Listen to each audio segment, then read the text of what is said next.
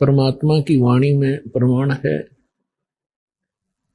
कि लख बर सूरा जूझ ही, लख बर सावत दे, लख बर यति जहान में, तब सतगुरु शरणा ले।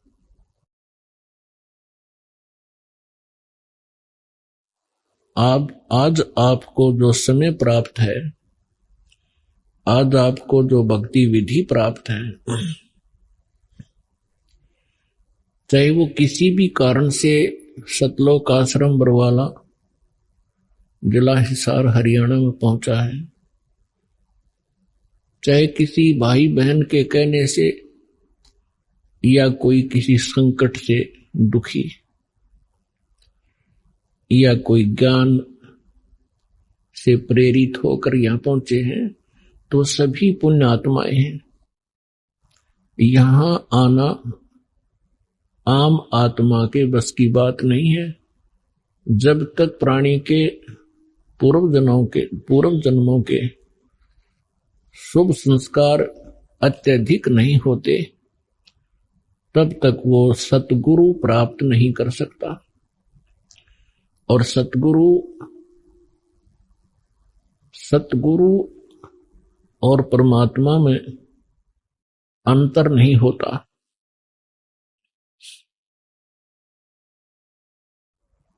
प्रमाण दिया है कि लख बर सूरा जूझ ही, लख बर सावत दे, लख बर यति जहान में, तब सतगुरु शरणा ले। आप सभी पुण्यात्माएं युगों युगों से परमात्मा पाने का भरसक प्रयत्न कर रहे हैं। आपने बहुत साधनाएं की, कभी ना कभी आप परमेश्वर कबीर जी की शरण में भी अवश्य रहे हो, लेकिन हम परमात्मा को पहचान नहीं सके। परमात्मा की शरण में हम भक्ति युक्त तो हो गए, लेकिन सतलोक अपने निज स्थान नहीं पहुंच पाए, जिस कारण से वो पुण्यकर्मी प्राणी इस काल के लोक में बहुत से महत्वपूर्ण पदों को प्राप्त होता है और उसके पश्चात फिर से 84 लाख योनियों के चक्कर में पड़ जाता है। अब जैसे ये भक्ति काल चल रहा है, भक्ति युग है परमात्मा का निर्धारित किया हुआ, और इसमें अरबों खरबों की संख्या में मानव शरीरधारी प्राणी सतलोक जाएंगे। और अब भी जो कर्महीन इंसान फिसल गया इस मार्ग से, फिर वो असंख्यों युग तक लाइन पर नहीं आ सकेगा। तो क्या बताते हैं,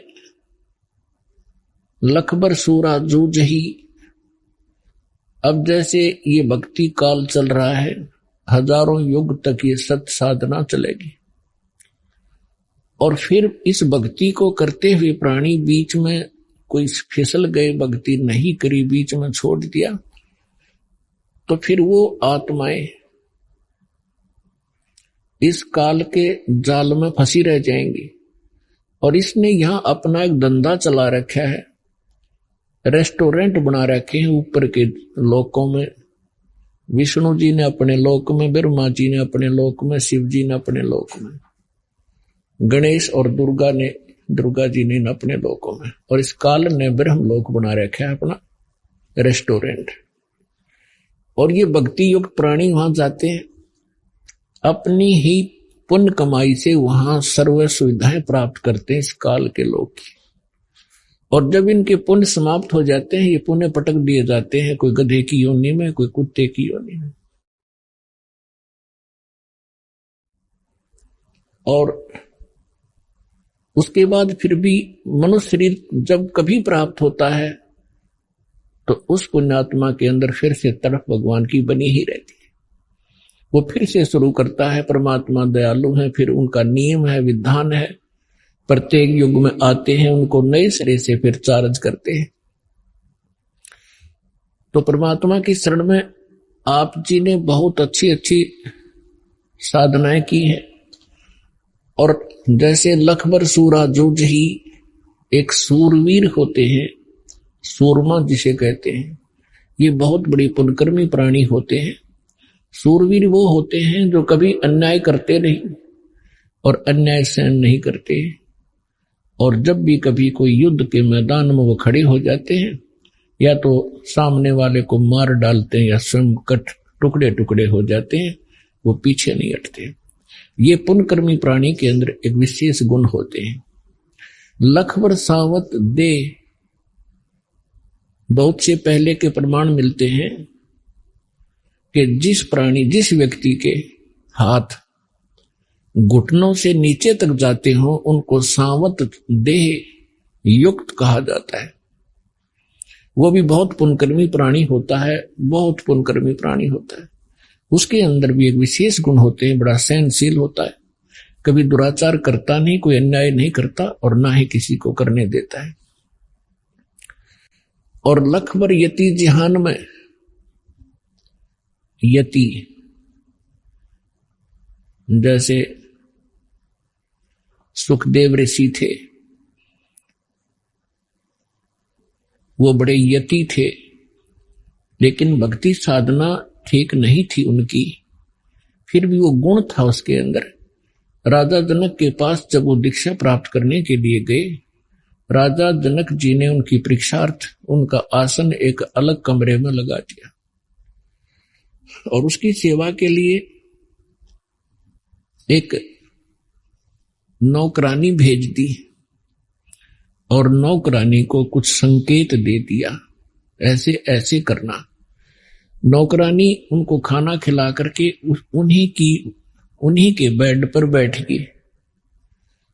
सुखदेव ऋषि उस बेड के ऊपर आगे को सरक गया, लड़की और निकट जाने लगी तो बेड छोड़कर वो बाहर खड़ा हो गया और कहा, बहन ए बेटी, आप बाहर जाइए, आप यहां ना रहिए। जब उस लड़की ने जाके राजा जनक से बताया कि ये ऐसे ऐसे किया और ये महापुरुष बहुत ही सूचे हैं, तो वो यति कहलाता है। तो यहां परमात्मा कहते हैं लखबर सूरा जो जही, लखबर सावत दे और लखबर यति जहान में, तब सतगुरु शरणाई।